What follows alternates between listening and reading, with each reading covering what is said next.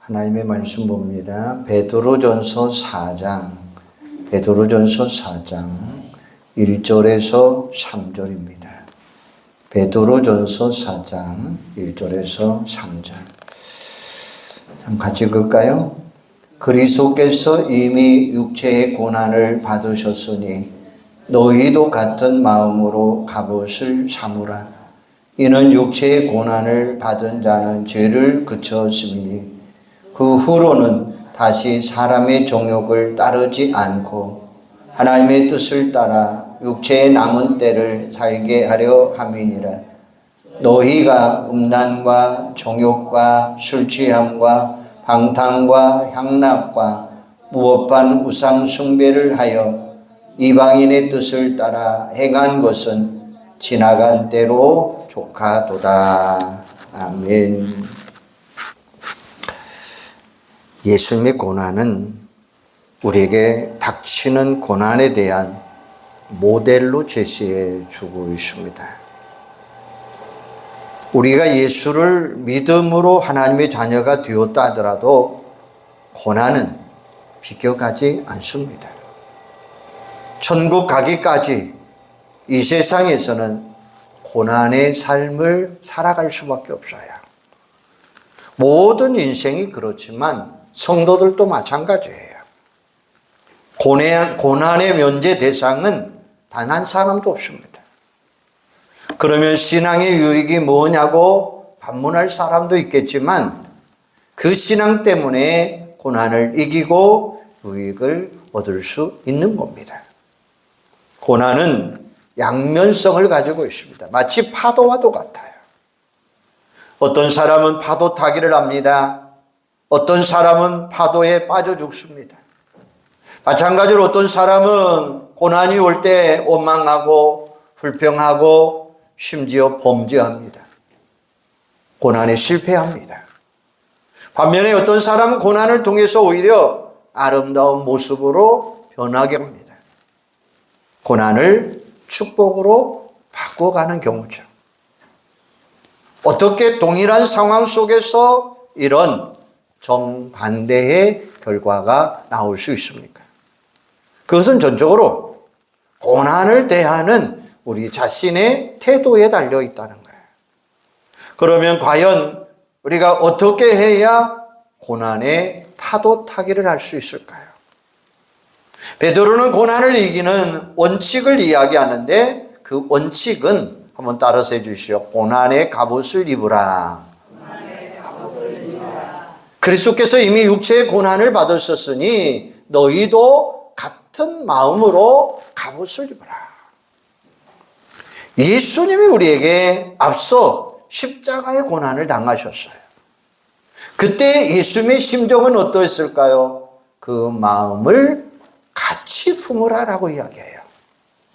여기서 갑옷을 입으라라고 하는 이야기는 무장하라라는 뜻이에요. 그러니까 우리의 삶 가운데 닥쳐오는 고난에 대해 예수님과 같은 마음으로 영적 무장을 하라라는 거예요. 십자가는 엄청난 고난입니다. 예수님이 하나님의 아들이었지만 인간의 육신을 입으시고 오셨기 때문에 인간 차원에서 수치와 고난을 당하셨습니다. 십자가를 앞에 두고 겟세마네 동산에서 기도하실 때에 그의 모습을 보면 어떤 기도였나요? 누가복음 22장 42절에 보면 이르시되 아버지여 만일 아버지의 뜻이거든 이 잔을 내게서 옮기시옵소서. 그러나 내 원대로 마옵시고 아버지의 원대로 되기를 원하나이다 라고 이야기해요. 성큼성큼 다가오는 십자가의 수치와 고통이 너무 커서 큰 압박을 느끼고 있습니다. 그래서 십자가 고난의 잔이 지나가기를 원했습니다. 하지만 하나님 아버지의 뜻을 위하여 그는 간절히 기도했어요.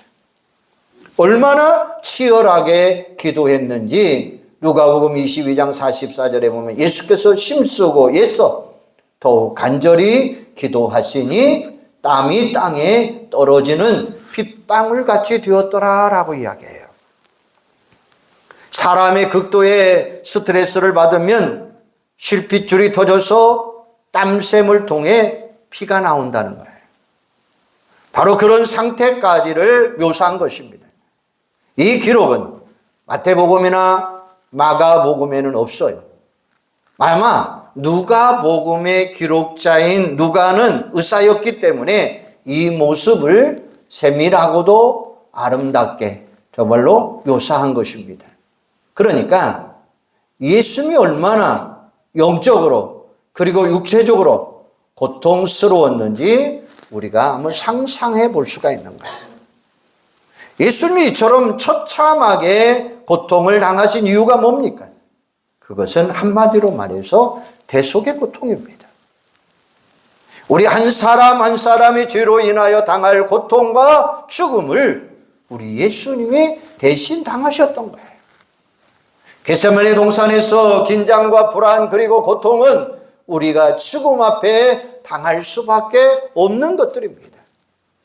십자가상에서 당하신 고통과 죽음은 우리가 마땅히 당할 심판입니다.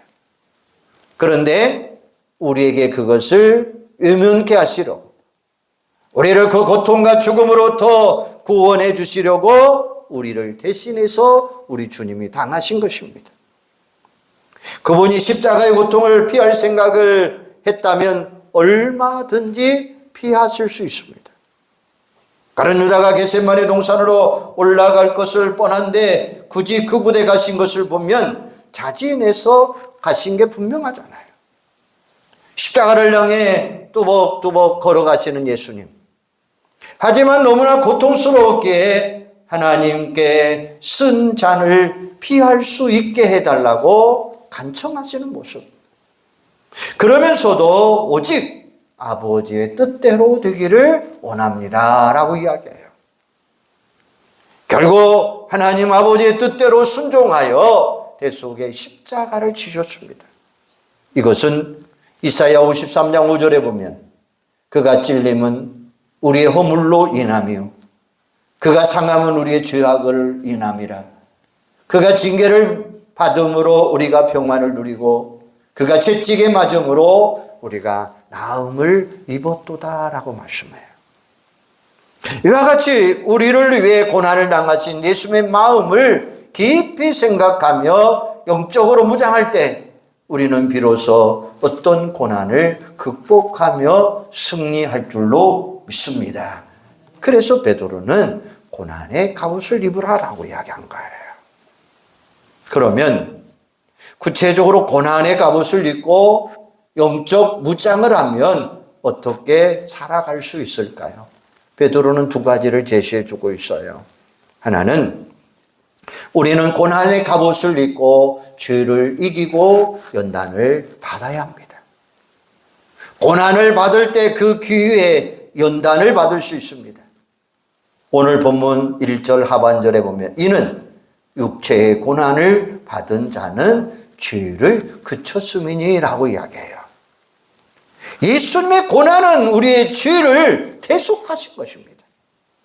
예수님은 하나님의 아들로서 죄가 없으신 분이죠. 그럼에도 우리 죄 때문에 극한 고난을 당하셨습니다. 육체의 고난이란 예수님도 인성의 차원에서 당하신 온갖 고통을 이야기합니다. 하나님의 아들로서 고통이 덜했을 게 아닙니다. 예수님은 아주 예민하셨기에 오히려 더 큰 고통을 우리 예수님은 당하셨어요. 육체적, 정신적, 영적 고통, 온갖 고통을 우리 예수님은 다 당하셨습니다. 오죽하면 내가 목마르다라고 신음하고 계시는 거예요. 엘리 엘리 나마 사박다니 나의 하나님 어찌하여 나를 버리셨나니까 라고 절규하고 계십니다. 그 모든 고통이 바로 우리 죄 때문에 예수님이 자원하신 것입니다. 이런 사실을 생각한다면 우리는 십자가 앞에서 감히 죄를 지을 수가 없을 거예요. 그래서 로마서 6장 2절에 보면 죄에 대하여 죽은 우리가 어찌 그 가운데 더 살리오라고 말씀해요. 십자가 대속으로 죄를 종속시켜 주셨는데 어찌 다시 죄를 지을 수 있겠느냐는 말이에요. 그리고 갈라디아서 5장 24절에 보면 그리스도 예수의 사람들은 육체와 함께 그 정욕과 탐심을 십자가에 못 박았느니라 라고 말씀하십니다. 우리가 예수를 믿는다는 것은 영적으로 그와 함께 십자가에 죽었다는 것이요, 그와 함께 다시 살아났다는 것입니다. 그러므로 옛사람의 욕망과 탐심을 십자가에 못 박듯이 모든 죄를 종식시켜야 된다는 거예요. 그럼에도 불구하고 우리가 육체를 갖고 사는 동안에는 아직도 죄성이 남아 꿈틀꿈틀거리고 있어요. 육체의 욕망도 우리 안에 꿈틀거리고 있습니다. 그래서 때로는 실수도 하고 때로는 범죄도 합니다. 이런 까닭에 하나님이 우리에게 고난을 주시는 것입니다. 고난을 당하면 그것이 직접 죄의 결과로 주어지는 징계이든 아니면 잠시 멈추어 나 자신을 돌아볼 수 있게 하는 거예요. 그때 혹시라도 나 자신의 허물과 약점을 발견하면 회개하면 돼요. 그리고 죄를 이기면 됩니다. 이런 과정을 통해서 우리는 인격과 삶이 교정되고 또 교정되어야 돼요. 그래서 시편 기자는 이렇게 이야기합니다. 시편 119편 67절에 보면 고난 당하기 전에는 그가 그릇 행하였더니 이제는 주의 말씀을 지키나이다. 71절에 보면 고난 당하는 것이 내게 유익이라 이로 말미암아 내가 주의 율례들을 배우게 되었느니라 라고 말씀하십니다. 마치 이런 거예요. 조각가 미켈란젤로가 망치와 정으로 대리석을 쪼고 있었습니다. 그 광경을 지켜보는 사람이 물었습니다. 아니, 그 좋은 대리석을 이렇게 많이 깨버리면 낭비 아닙니까? 너무나 아깝네요. 그러자 조각가 미켈란젤로가 당당히 대답합니다. 대리석 조각이 깨어져 나갈 때 비로소 위대한 예술품이 탄생하게 되는 겁니다 라고 이야기해요.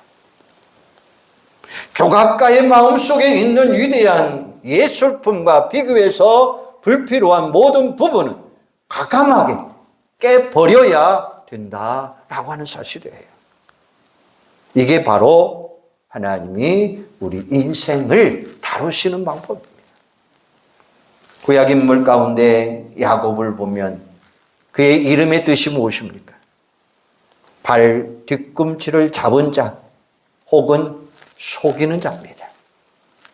쌍둥이 형 에서에게 지지 않으려고 출생할 때부터 발꿈치를 잡고 나왔어요. 욕심 많고 강교한 자입니다. 하나님은 그런 야곱을 숱한 고난을 주셔요. 그 자신의 죄 때문이기도 하지만 궁극적으로는 하나님이 그를 연단하셨고 고난을 허락하신 겁니다. 오랜 세월이 지난 후에 야곱이 얼마나 성숙하고 아름답게 변화되었는지 히브리 기자는 그의 말년의 모습을 이렇게 묘사합니다.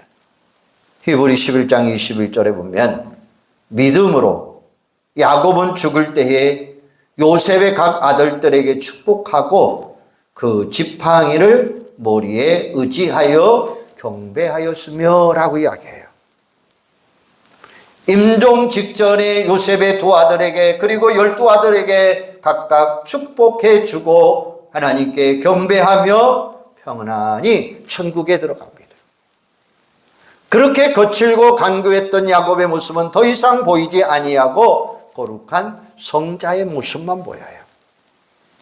이렇게 고난을 통해 연단되면서 점점 아름다운 모습으로 변화되어 가는 과정을 우리는 성하다라고 이야기하는 겁니다. 우리가 믿음으로 의인이라 칭함받지만 그것은 어디까지나 법적인 차원입니다. 실제로는 여전히 부족한 죄인들의 모습이 오늘 나의 모습이에요. 거기서부터 조금씩 거룩한 모습으로 우리는 성화되어 가는 거예요. 예수님이 바로 그 모델입니다. 에베소 4장 15절에 보면 범사에 그에게까지 잘할지니라. 그는 머리니 곧 그리스도니라. 로마서 8장 29절에 보면 하나님이 미리 아신 자들을 또한 그 아들의 형상을 본받기 위하여 미리 정하셨으니 이는 그로 많은 형제 중에서 맏아들이 되게 하려 하심이라라고 말씀하셔요. 우리 한 사람 한 사람을 구원하셔서 하나님의 자녀로 삼아 주신 것은 하나님의 권소, 즉 천국의 노예할 패밀리로 우리를 만들어 주기 위한 것이라는 거예요. 하나님이 예수님은 맏아들, 그리고 우리는 그의 자녀들입니다.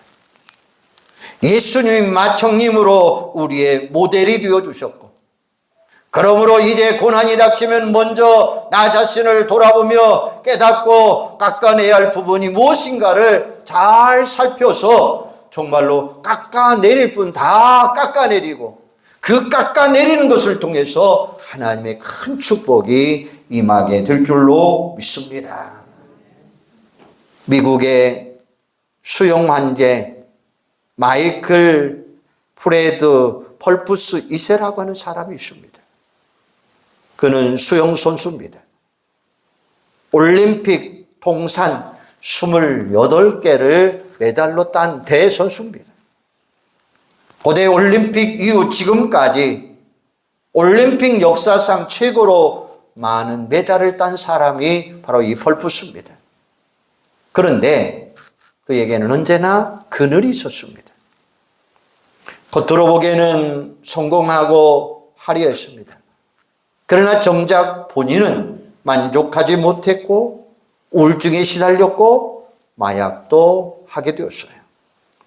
음주운전으로 체포도 되었고 인간관계가 끊어지기도 했습니다. 극도의 슬럼프에 빠져서 자살을 시도하고 은퇴를 선언하게 되어 했습니다.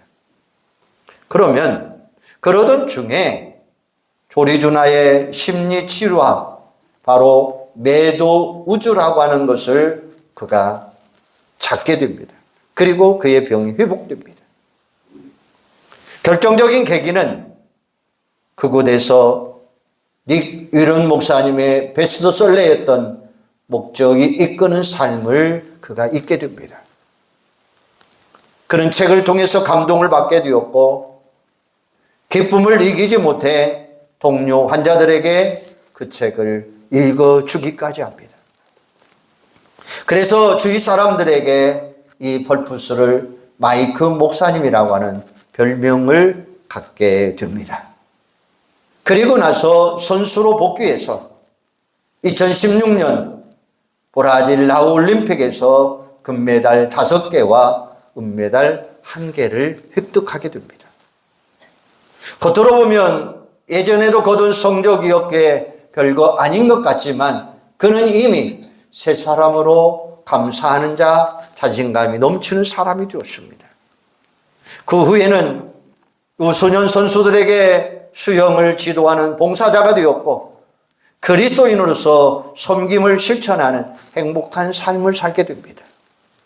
만일 그에게 고난이 없었다면 그의 인생은 나락으로 떨어져 살았을 밖에 없습니다. 바로 그는 고난이 그를 축복의 사람으로 만들어 주었다는 사실입니다. 우리도 마찬가지입니다. 고난을 당할 때 나 자신을 돌아보시고 혹시라도 남아있는 죄악을 깎아내시기를 바랍니다. 베드로는 이렇게 말합니다. 2절 상반절에 보니 그 후로는 다시 사람의 종욕을 따르지 아니하고 너희가 음란과 정욕과 술 취함과 방탕과 양락과 부법한 우상 숭배를 하여 이방인의 뜻을 따라 행하는 것은 지나간 때로 족하도다라고 이야기해요. 이제는 세상의 음란과 쾌락과 탐식과 우상 숭배를 버리라는 것입니다. 이방인은 불신자를 이야기하죠. 과거 예수를 만나기 전 불신자로 살았을 때의 죄악된 모습은 과거로 족하다라는 것입니다. 예수를 믿게 되었으니 그 이전 왜 내가 그렇게 살았느냐 심고 후회하고 살아갑니다. 그러므로 이제는 다시는 과거 옛사람 모습을 다 물리치고 새로운 삶으로, 새 사람으로 살아가는 여러분들이 되기를 바랍니다. 그래서 예수를 닮는 모습으로 행복한 인생을 살아가는 여러분들이 되기를 주님의 이름으로 축원합니다. 두 번째, 우리는 고난의 갑옷을 입고 하나님의 뜻을 따르며 살아가야 돼요. 베드로전서 2장 4장 2절에 보면 하나님의 뜻을 따라 육체의 남은 때를 살게 하려 함이라라고 이야기해요. 바로 육체의 남은 때란 이 세상에서 살아갈 남은 때를 이야기합니다. 과거에 예수를 몰라서 혹은 신앙이 미숙해서 죄를 짓고 세상 풍조 따라 살아갔느니라 시간과 돈과 정열을 낭비하며 정말 안타깝게 살았어요. 그러므로 짧은 인생, 지금부터라도 오직 하나님의 뜻을 분별하고 그 뜻대로 순종하고 그 뜻을 따라 헌신하는 삶을 사는 여러분들이 되시기를 바랍니다. 사람들은 참으로 이상해요. 풍족하고 형통할 때는 인생의 진리를 깨닫지 못합니다. 항상 그럴 줄 알고 앞으로도 얼마든지 기회가 있을 줄 알며 엄벙덤벙 살아갑니다. 그러다 보니까 아무 생각 없이 세상의 즐거움을 위해 물질과 시간을 낭비하며 살아갑니다. 그러다가 막상 그런 것들을 잃어버리게 되면 아쉬워하고 후회하게 됩니다. 이럴 줄 알았다면 차라리 하나님의 일이나 제대로 하면 살았으면 얼마나 좋았을까라고 잘못을 생각합니다. 오직 하나님의 뜻만이 영원히 남고 세상에서 먹고 마신 것들은 다 사라지고 만다는 사실을 뒤늦게 깨닫게 된다는 거예요. 그렇습니다. 세상의 모든 것은 결국 다 사라져 버려요. 오직 하나님의 뜻을 행한 것만 남는다는 것입니다. 베드로가 말합니다. 베드로전서 1장 24절에 보면 모든 육체는 풀과 같고 그 모든 영광은 풀의 꽃과 같으니 풀은 마르고 꽃은 시떨어지되 오직 주의 말씀은 세세토록 있도다 하였으니 너희에게 전한 복음이 곧 이 말씀이니라 라고 이야기하셔요. 세상을 위한 삶은 한마디로 말하면 화무 11홍이라. 하나님의 말씀으로 살았던 흔적만 영원히 남게 된다는 거예요. 사도 요한은 역시 이렇게 이야기합니다. 요한일서 2장 15절에 보면 이 세상이나 세상에 있는 것들을 사랑하지 말라. 누구든지 세상을 사랑하면 아버지의 사랑이 그 안에 있지 아니하나니 이는 세상에 있는 모든 것이 육체의 정욕과 안목의 정욕과 이생의 자랑이니 다 아버지께로부터 온 것이 아니요 세상으로부터 온 것이니라. 이 세상도 그 정욕도 지나가되 오직 하나님의 뜻을 행하는 자는 영원히 거하느니라. 할렐루야. 하나님은 고난을 통해 우리가 이런 사실을 깨닫고 올바른 방향, 올바른 목적으로 정립하면서 살아가기를 원하고 계신다는 말씀이에요. 고난이 없으면 마냥 좋은 것 같아도 오히려 인생을 망가뜨려 버린다는 것입니다. 이런 이야기가 있습니다. 곰팡이가 피는 조건은 세 가지입니다. 적당한 온도, 적당한 수분, 적당한 영양입니다. 아무런 고난이 없으면 자칫 안일해지고 싶고 의미 없는 인생을 살기 쉽다는 거예요. 그래서 하나님은 우리에게 인생에 곰팡이가 피지 않도록 적당한 고난을 주신다는 겁니다. 그럴 때 귀만 삼아 인생의 의미와 가치를 깨닫고 올바른 정립을, 올바른 방향을 정립해 가는 여러분들이 되자는 것입니다. 기독교 TV 방송 중에 시체린이라는 곳이 있습니다. 그 방송국에 힐링 토크 회복 플러스라고 하는 프로그램이 있습니다. 거기에 방영된 분을 소개하고자 합니다. 그 제목이 좀 흥미롭습니다. 냉면 팔아 미얀마에 백교이 세우자. 냉면 팔아 미얀마에 백교이를 세우자. 이게 제목이에요. 하남에 있는 1,000평 규모의 팔당냉면 대표 권현숙 권사님의 이야기입니다. 그 식당은 특이합니다. 밤 10시까지 줄을 서는 맛집으로 유명한 식당입니다. 그 식당에는 피아노가 있고 그 권사님이 피아노를 찬송을 연주합니다. 그분은 본래 음악하시는 분입니다. 성악 전공자였고 학원도 운영하고 학교도 출강하신 분입니다. 남편은 잘 나가는 공기업의 임원입니다. 시말로 팔자 좋은 강남 아줌마입니다. 백화점 쇼핑이 취미였고 신상이 나오면 제일 먼저 가서 구입한 권사님입니다.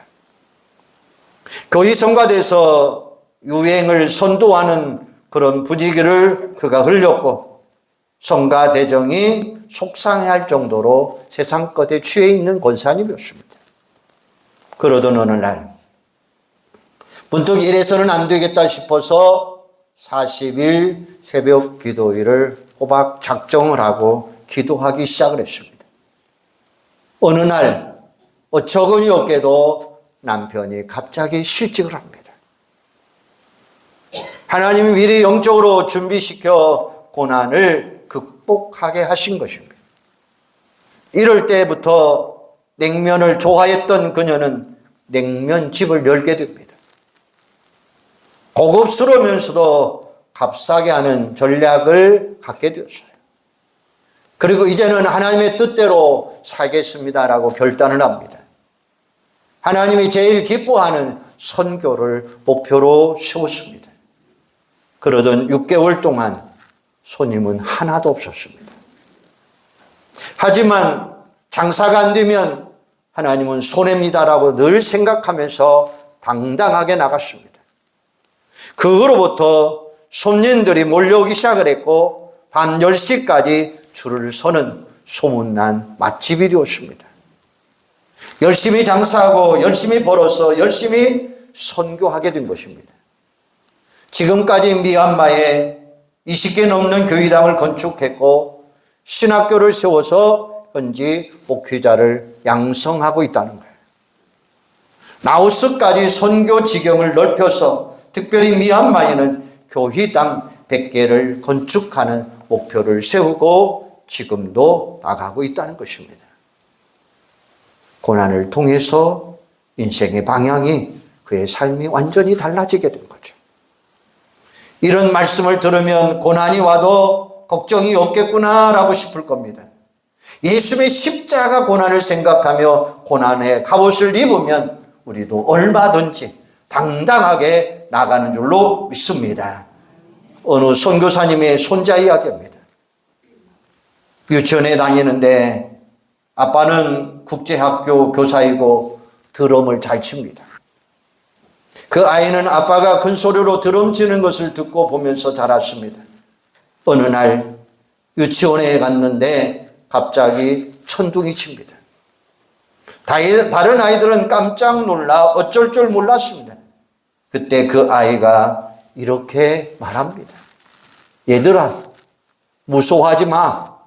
이거 예수님이 드럼 치는 거야. 조금만 있으면 그칠 거야 라고 이야기합니다. 어린아이의 천진난만한 모습의 이야기지만 오늘 우리들에게 제시해 주는 그 교훈은 아주 큰 것입니다. 모든 고난은 주님의 고난 안에 있습니다. 우리에게 유익을 주시려고 고난을 허락하신 것입니다. 우리를 연단함으로 예수님의 형상을 담는 성도로 세워주셨고, 그리고 우리를 하나님의 뜻과 목적을 위해 사는 인생으로 세우려는 계획이 우리 안에 있는 줄로 믿습니다. 고난 닥쳐올 때 고난의 갑옷을 입으시고 당당하게 대처해가는 여러분들이 되기를 바랍니다.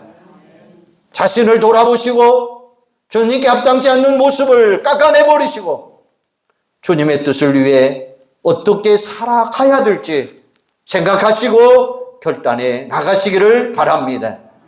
시편 기자는 이렇게 말합니다. 고난 당하는 것이 내게 유익이니라. 고난 당하는 것이 내게 유익이라고 고백하며 승리의 인생을 살아가는 여러분들이 되기를 바랍니다. 오늘 다시 말씀합니다. 베드로가 우리에게 말씀하고 있는 그 말씀 한번 따라서 해주시기 바랍니다. 고난의 갑옷을 입으라. 더 크게 한번 해주십시오. 고난의 갑옷을 입으라. 어떤 고난, 어떤 고통, 어려움이 있다 할지라도 고난의 갑옷을 입으시고 당당하게 우리 승리하는 우리 교우들이 되시기를 주님의 이름으로 축원합니다. 기도하겠습니다. 하나님, 은혜와 사랑 감사합니다. 오늘 천진난만한 아이의 이야기 다시 한번 들려봅니다. 얘들아, 무서워하지 마. 이건 예수님이 드럼치는 거야. 조금만 있으면 그쳐. 이 어린아이의 천진난만한 이야기지만 오늘 우리의 모습 속에서 모든 고난은 주님의 주권 안에 있는 줄로 믿습니다. 모든 고난은 우리에게 유익을 주리고 허락하셔 주신 줄로 믿습니다. 우리는 고난을 통해서 연단하고 예수님의 형상을 닮아가는 성도로 세우시고 하나님의 뜻과 목적을 위해 아름답게 세우시는 목적을, 계획을 이룰 수 있는 저희들이 되도록 도와주시옵소서. 그래서 고난이 닥쳐올 때 고난의 갑옷을 입고 당당하게 승리하는 저희들이 되도록 주여 도와주시옵소서. 고난 당하는 것이 내게 유익이라고 말씀하셨어요. 우리 인생의 승리가 고난임을 알고 예수님의 고난을 배우는 저희들이 다 되도록 도와주시옵소서. 깎아내려야 할 거 다 깎아버리고 온전한 완성품으로 우리 고난 이길 수 있는 승리자가 되도록 함께하여 주시옵소서. 예수님의 이름으로 기도하옵나이다. 아멘.